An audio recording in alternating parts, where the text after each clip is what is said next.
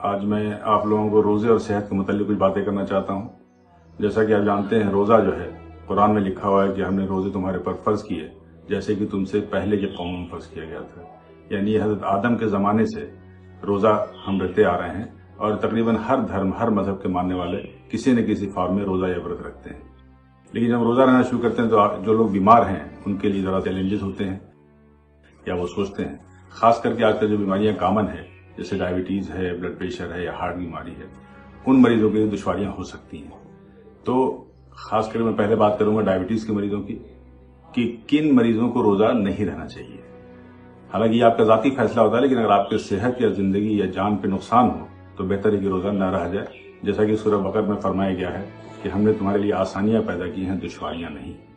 تو اگر روزہ رہنے سے آپ کی جان کو خطرہ ہے تو بہتر ہے روزہ نہ رہا جائے۔ ڈائبٹیز کے وہ مریض جن کو ٹائپ 1 ہے، یا وہ مریض جن کو انسولین دن میں 2 بار سے زیادہ لینی پڑتی ہے، یا وہ مریض جن کی شوگر بار بار کم ہو جاتی ہے اور انہیں پتہ بھی نہیں چلتا، جن کو ہم ہائپوگلائسیمیا انویئرنیس کہتے ہیں، یا وہ مریض جن کی شوگر لگاتار 250-300 سے زیادہ بنی ہے، یا وہ ڈائبٹیز کے مریض یا ویسے بھی جو مریض جن کو کڈنی کی بیماری ہے یا ہارٹ کی بہت ایڈوانس بیماری ہے یا لیور کی بیماری ہے یا کینسر جیسے ملی بیماریوں سے ہیں، تو انہیں روزہ نہیں رہنا چاہیے۔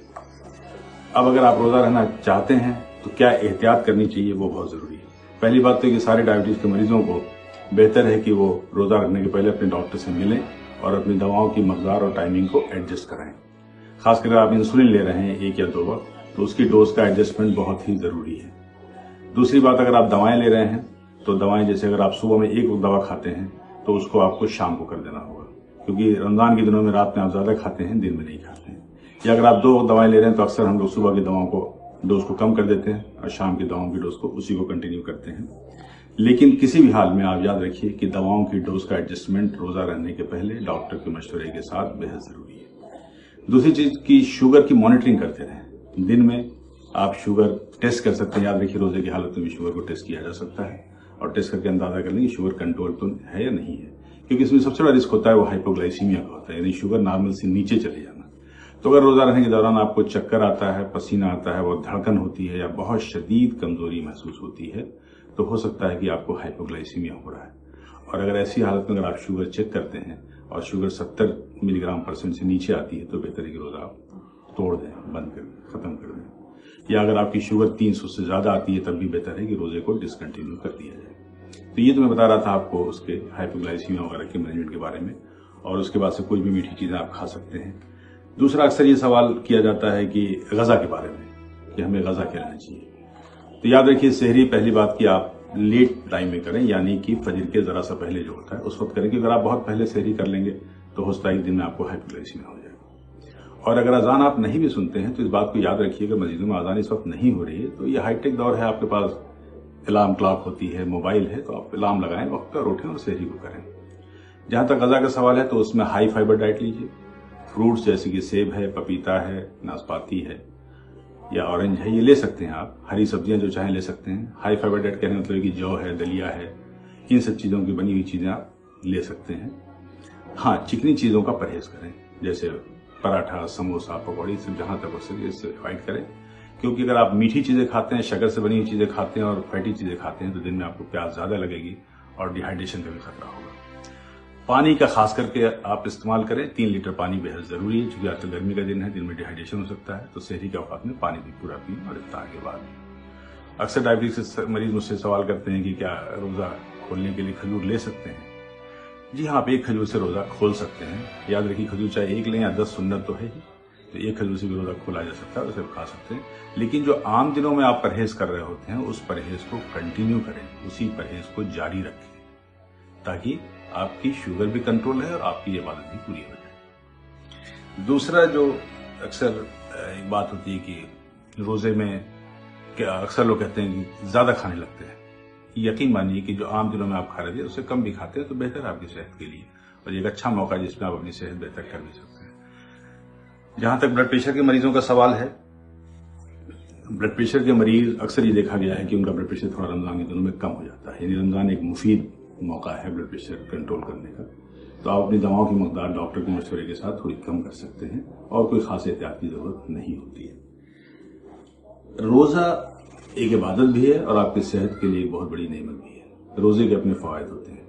جب آپ روزہ رہتے ہیں تو آپ کے اندر کچھ طبی فائدے یعنی فزیکل میڈیکل بینیفٹس ہوتے ہیں، اس کے بارے میں تھوڑی باتیں آپ سے بتا دوں۔ پہلی بات تو کہ بلڈ پریشر کے مریضوں کے لیے، ہارٹ کے مریضوں کے لیے مفید ہوتا ہی ہے۔ دوسری چیز یہ ہے کہ اگر آپ کا وزن بہت زیادہ ہے جو کئی بیماریوں کی وجہ ہوتی ہے، اس وزن کو آپ رمضان کے دنوں میں بہت آسانی سے کم کر سکتے ہیں۔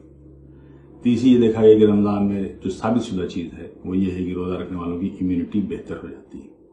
ریسرچ یہ بھی بتاتے ہیں کہ کینسر سے بچاؤ کا بھی ایک ذریعہ ہے، ان لوگوں کو کینسر کم ہوتا ہے۔ اور سب سے اہم بات یہ میں بتا دوں آپ سے کہ جو لوگ زندگی میں کم مقدار کم کھانے کا استعمال کرتے ہیں یا روزہ رہتے ہیں، ان کی عمر، ان کی ایوریج لائف اسپین زیادہ دیکھی گئی ہے بمقابلے دوسروں کے۔ تو روزہ ایک اچھا موقع ہے جس میں آپ اپنی صحت کو، اپنی فزیکل فٹنس کو آپ بہت بہتر کر سکتے ہیں۔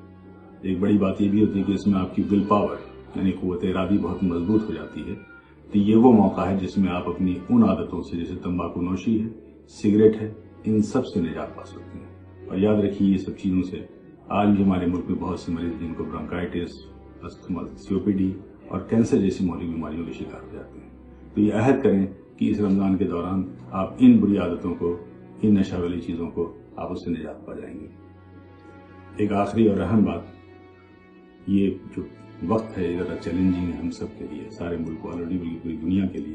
ہم ایک لاک ڈاؤن کی پیریڈ سے گزر رہے ہیں۔ تو میں آپ سے یہ خاص کر کے کہنا چاہوں گا کہ جو بھی قانون ہے اس کو پوری طریقے سے فالو کریں، جو بھی گورنمنٹ کے انسٹرکشنز ہے اس کو فالو کریں۔